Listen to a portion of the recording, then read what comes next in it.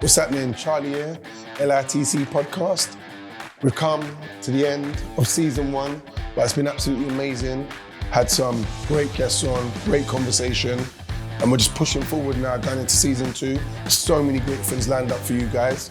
But before that, we put together a little medley, a little mashup of some of our best bits. So hopefully you really like that. But don't forget to like, subscribe, share, comment. That's what all these YouTubers say, I think. Sweet. I used to always go to mom and say like, yeah, can I get the new item? But because of what she could afford, bringing up 3 children at the time, or bringing up my sister and I, but then my brother had gone, she couldn't financially afford all of these things. And so I kind of wanted to do the same as my friends, go and steal, go and rob, make that additional money to buy the stuff that my friends had. Yeah. And I think it's difficult because you want to keep your head straight on, focus on your studies, but then you also want to live up to the standards of the people around you. Yeah. And so you needed to or wanted to do the same things as them to fit in or be accepted. You know what? Like when you're saying that, it's a bit of a mad one, because I remember you're at school, everyone's wearing school uniform, you're going to school, it's what you know. And you go to college and it's like, this is when you start, it's like manhood. Like you go to college, but you may go to a college where you're getting different people from different walks of life, different areas. Yep. So even when you go to college, it's like, well, I'm from Peckham, I got to represent that I'm from Peckham. Yeah. And like you're saying, like 1 foot in, 1 foot out. Like I literally remember I went to like a drama college, like quite a popular, reputable drama college. I went there and I remember literally my friends coming down like from my area, and at lunchtime, we're robbing the bookies. But then like we're literally, like I'm studying, I'm going to be an actor, I'm going to be this, like doing okay, showing them one face. My friends are meeting me at lunchtime, we're going down the road in Thornton Heath and we're robbing the bookies. Like it's normal. Yeah. Do you know what I mean? And then we're back in college like literally the next day, like, do you know what I mean? And things like that were just normal. And it's just like, when I look at it now and I think, like, how did we even accepted? How did we get through in this environment? Like, obviously being a bit older than you, it was my time, it was a lot of people, like my era, I'd say, honestly, most people were smoking crack. Like 16 years old, and most of my friends were smoking crack. Like, it was normal. Trying to keep that street credibility as well, because you're from a well-known estate, you're from Brixton, and Mansfield was infamous, and you want to get that education, become qualified, become professional, but then also you want to hold that reputation like, yeah, I'm Chigs from Mansfield. But I would say maybe people coming from the inner cities, coming from the Hackneys, coming from the Peckhams, the Brixtons, Tottenhams, I don't think many people sit down and think, I want to be a politician. I want to be a local councillor.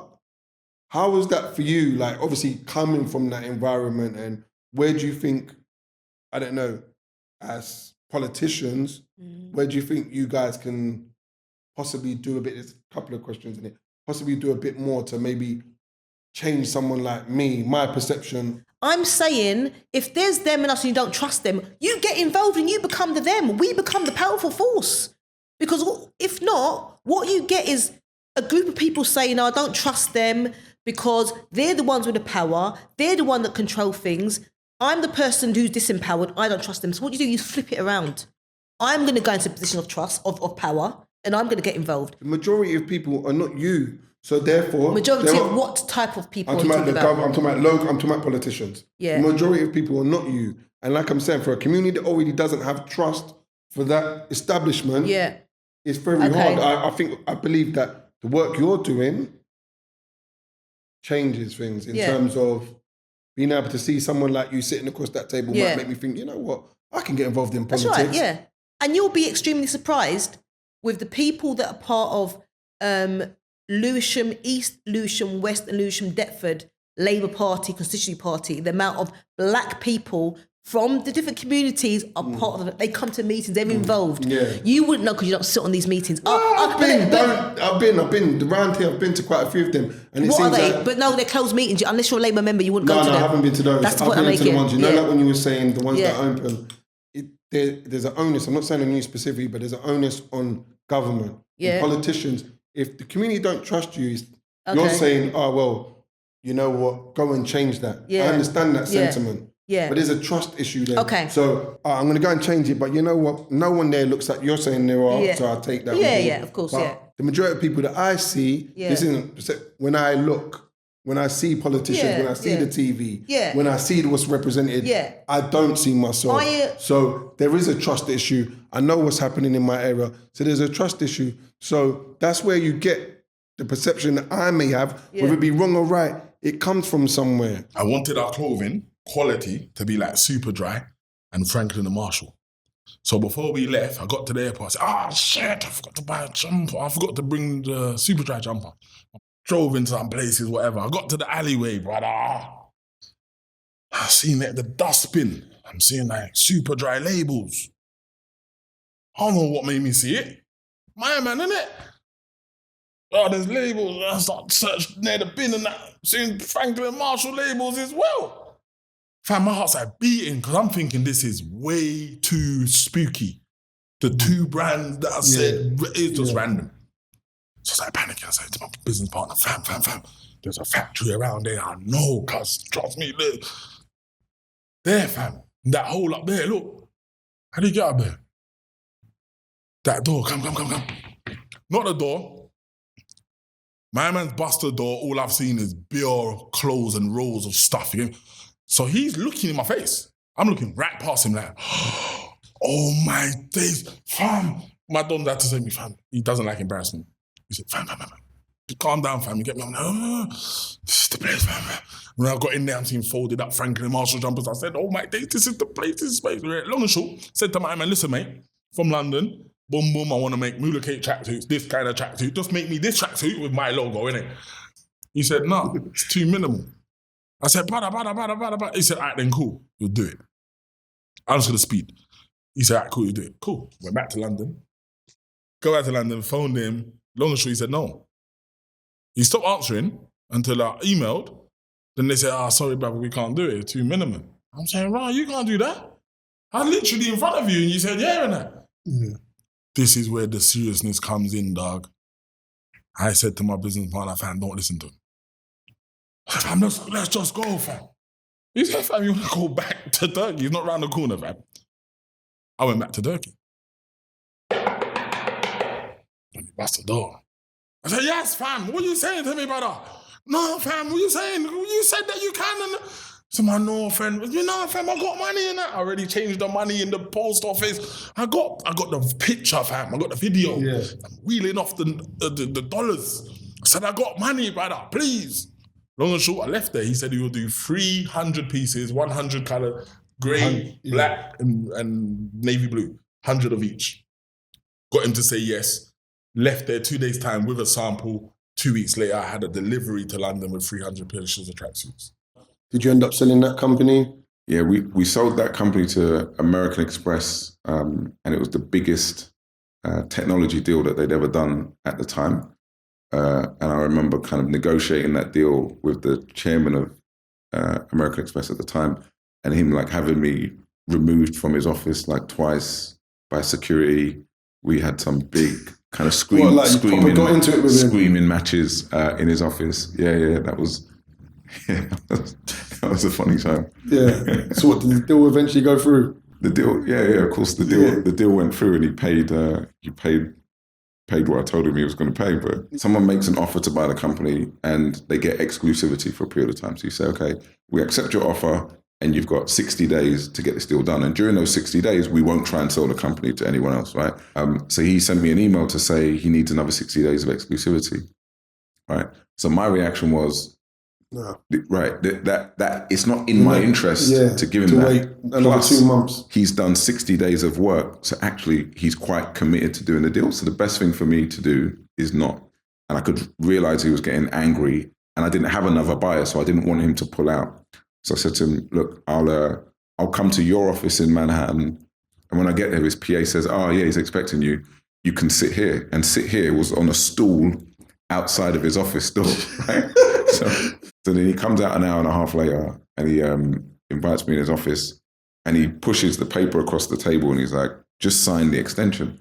I said to him, "Greg, like, I just need to understand what's going to happen for the next 60 days. And so he just starts shouting. So he's proper talking to you like you're a little guy, like you can, right. like just any guy, like he can just talk to you however he wants. Exactly. And so when I say to him, I just need to understand what we need to do in the next 60 days, he just starts shouting, "You're a moron. People told me you were a smart guy. You're an idiot. You're a coward." And he's blowing up. And other people are like walking past his office and he's calling me, he's going, Charlie, come in here. I thought you told me this was a smart guy. This guy doesn't know anything. I flew from England to you in your office to have this conversation with you. And this is all I'm asking. Is this unreasonable? You don't get to ask me those questions. I'm the buyer. He said to me, the thing you don't understand is big dogs can act like little dogs, but little dogs must never act like big dogs. that one actually hurt me. Yeah, that got you. Do you know, one of the things he said to me during the screaming match was when he was saying, "I'll take everything from you, I'll destroy you." And I remember saying to him at that time, I said, "Greg, you don't understand. Like, I've lived a lot of my life with nothing. So not getting the money from this deal doesn't really matter to me. I was happy when I had nothing." So went to jail a couple of times. Went to jail? Yeah. As well. Credit card fraud. As part of the learning curve, like they told me, can't keep working with people with your hands are clean. So what, did you used to get IDs made up? No. That wasn't part of it. I actually got proper false. And I explained to them what was happening. I'm not proud of what I did. You know, it was almost like I'd lost at one point in time I decided to take my consciousness, that Scenarian consciousness, and chuck it in the bin. But you manipulated, right? I won't say manipulated. I would. You definitely manipulated the system. I won't say manipulated. I just And people. I just say I took advantage of the system. And people. People, I offer the money. So the greed got them, not me. Yeah. You're the one putting that greed in. You're dangling the carrot. You're the one that's dangling. And I've been around you enough to know that you've got a sweet mouth. So the point I'm trying to make is there's no way, like, no, because I think when we're having these conversations, the more open you are with it, the more I'll understand and other people understand. And what do you get from that? Apart from the monetary gain, what do you get from that? Because there must be some sort of thrill or some sort of buzz when these things are going through. What are the feelings? What are the things that are actually happening to you? What do you gain from that makes you want to continue doing this? And I'm saying apart from the money. When I saw you spend money. Seeing other people, When I saw you spend the money. Yeah. What you did with the money. How crazy you went with the money. Yeah. You take a kid whose dad is a minister, say maybe in Russia, and they have all this money they get every month, and suddenly they think they can make 10 grand a day. And it's like, let's go do it, man. And you just see how crazy they get. And then you get a little satisfaction of seeing them get that crazy. So we got there. I don't know, I look back when I was younger, let's say olders, right? Yeah. People that were older than you. They wouldn't be like, go and be bad. It's cool to be bad. Not the real ones. They're not like, it's the cool real to be one. They bad. ain't doing that. My ones were, make sure you go to school. Like, what, you trying to Exactly. you're not with us. Like, when they slap you up. Yeah, that's what I'm saying. Whereas now it's because like, now we got a lot of pussy-holes. Now we got a lot of pussy-holes leading the generations, I believe. Yeah, it's because mad.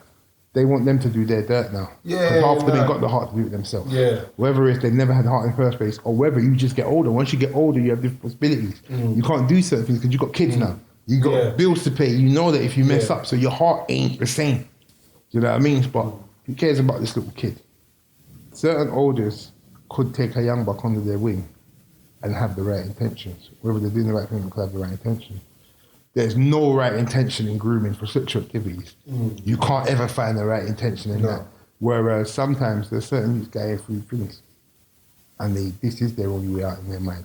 And you, if you're older, if you really only know that as your way out, you think you're helping sometimes. A few boys have come to football because they're scared or they're involved in stuff out and they've got guns and and knives in their football bag, and we're having to like, no. And they're supposed to have boots in them.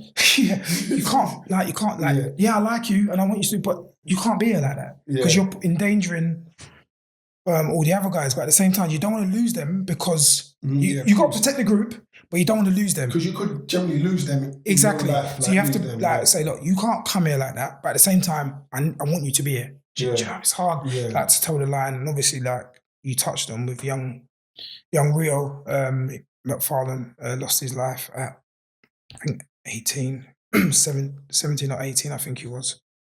So just at the start of his life, really. The difference for me is he wasn't just another one of the boys who we had. I knew him since he was born because his older brother was one of my close friends. Do you know what? I think it was I was losing faith in my ability as a footballer. So you started suffering with like confidence. Confidence, putting on weight where I wasn't fit because of my injuries, not training hard enough, and I just ended up stopped.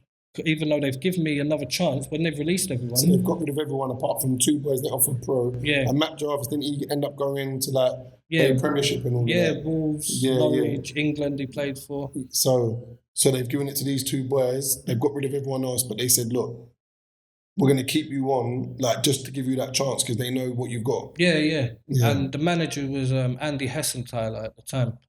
And the youth development coach was Darren Hare. And then one day they just called me because I wasn't coming training regular, or you're meant to be training every day, isn't it? This. Yeah, they just called me in the office one day and they said, look, we're going to have to let you go because it doesn't seem like it's working. From being released, I realised that I was suffering with depression because, like, even if you hear about stories, the young guy that got released that didn't get a scholarship, he took his own life. You have to know if you've heard about that story. No. Recently. Yeah, so when I heard about that, I was like, do you know what? I wasn't ever in the mind state of suicidal, but I remember like it affected me big time.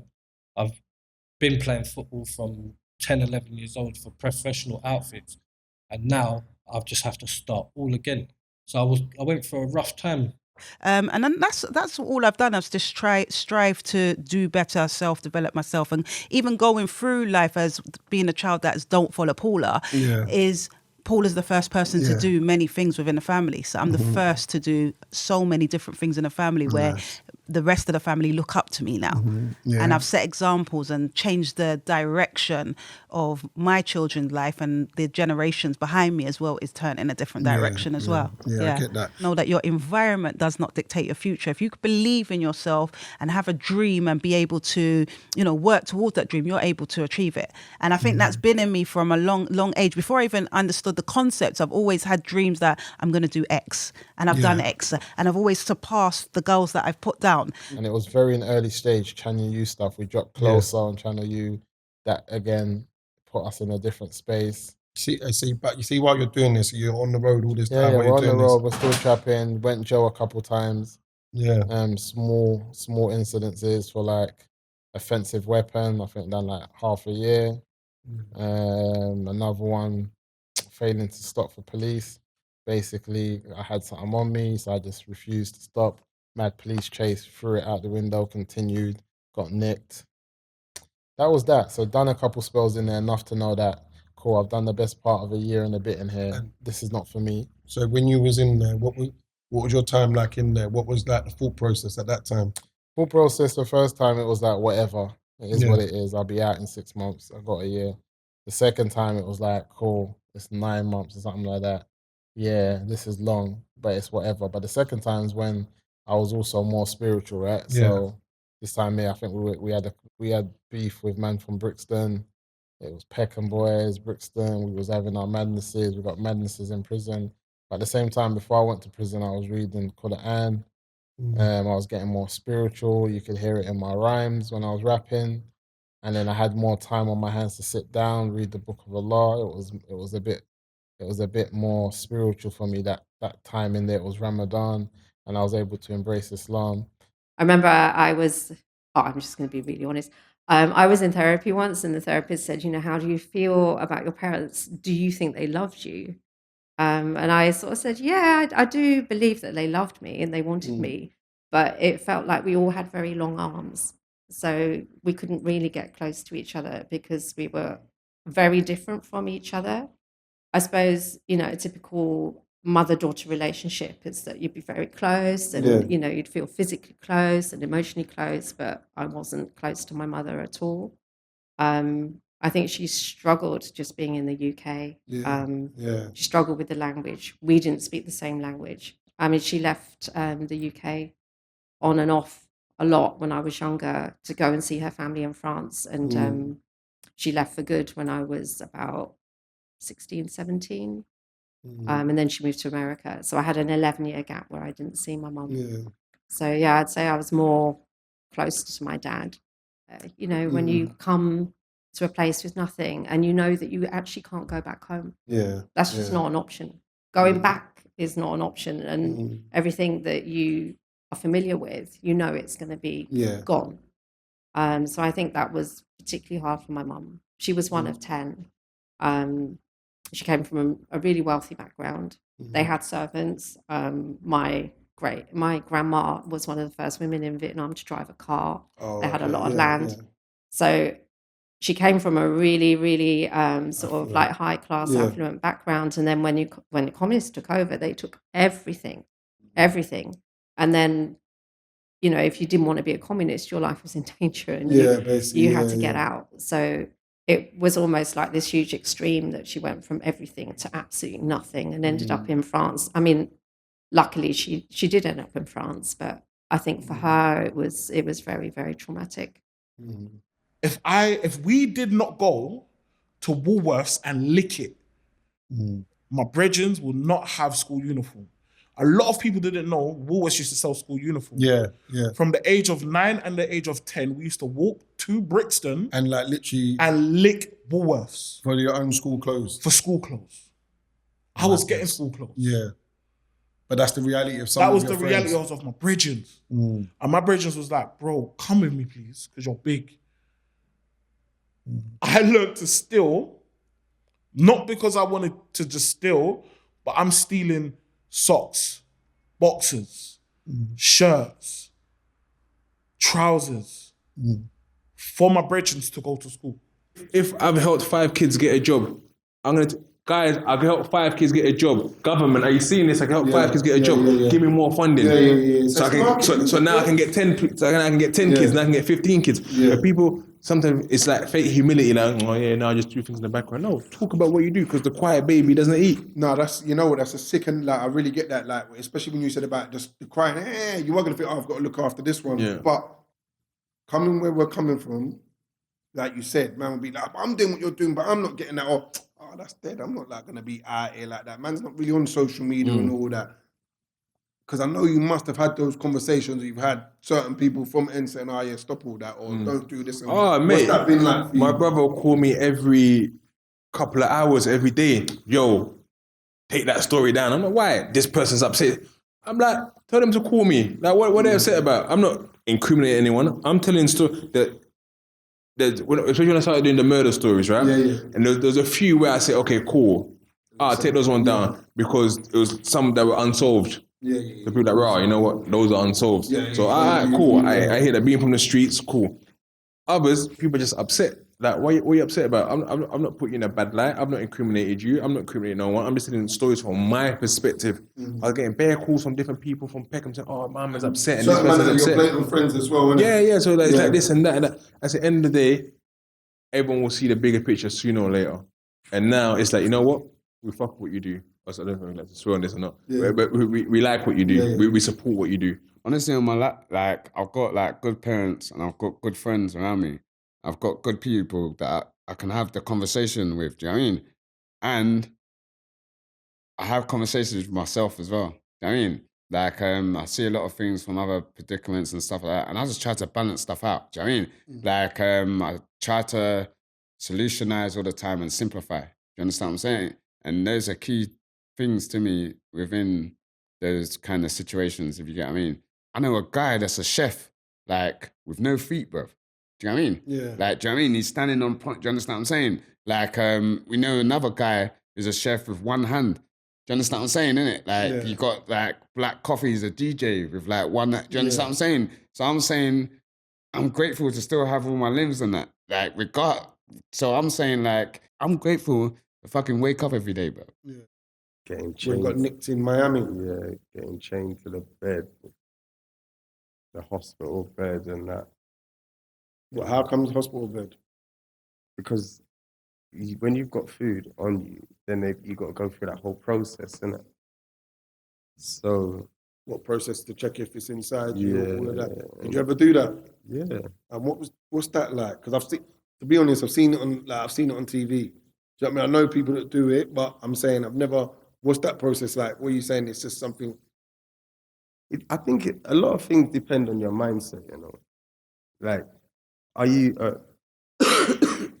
are you an optimist or a pessimist? Like, a lot of the times I feel like people look at things and be like, oh, no, like, I could never do that. Make yourself was in trouble and see if you needed to do it and see if you do it or not. You probably do a lot worse. Yeah. I like worse. I go on. Yeah. 100%. The mindset was just get it done, innit? Yeah, straight. And I guess even, do you know what? Now that I kind of look into it as well after watching Dr. Gilbert Sopo, it was probably some kind of coping mechanism to a traumatic situation why I even fell into that situation or even put myself into that situation. It's got to be. Maybe it was trauma of just not having money. Not having a job at my age, like back when you left school and all of that, it's like you was lazy. You know what's really mad? Like this whole COVID situation, how people have been furloughed and people have been unsure about their jobs and how people are feeling now is how I felt my whole life. And I just learned how to deal with it. Do you get what I'm saying? Which is just trauma on top of trauma, you know? And me finding coping mechanisms on top of coping mechanisms. Being a black person, what was that?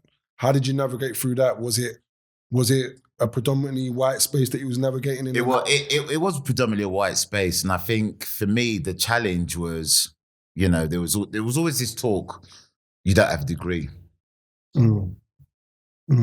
So the mere fact that everybody kept telling me I didn't have a degree, I made sure that I beat everybody when it came to sales. People come up with this connotation of how they think people should be, but you got to kind of like understand the environment that you're in. And I think for me, I learned really quickly how to be in the environment, how to survive the environment that I was in. Also, it was also funny because I remember going for a job interview with this Belgian company. I won't name no names, but if I say Belgian company, everybody will know who it is anyway. And I remember going for a job interview and I remember the lady saying to me, so Nicholas, you know, why should we give you this job? And I said, because I'm black. But just like that. Just like that. Yeah, just like that. I said, because I'm black. And I think I saw her jaw drop, like, wow, how could he say that? And then she kind of composed herself and said, can you please explain? I said, yeah. I said, for where I'm going to work, there's no other black person. The one thing I can't do is I can't make a mistake. Because they'll always remember the black guy. They won't remember the white woman with blonde hair, blue eyes, because there were so many of them. But there was only one black rep who was really working. Actually, I think I was one of the few reps that was actually working in Kent. For the kind of person that I am, I didn't want to be at the top, but then I didn't want to be at the bottom.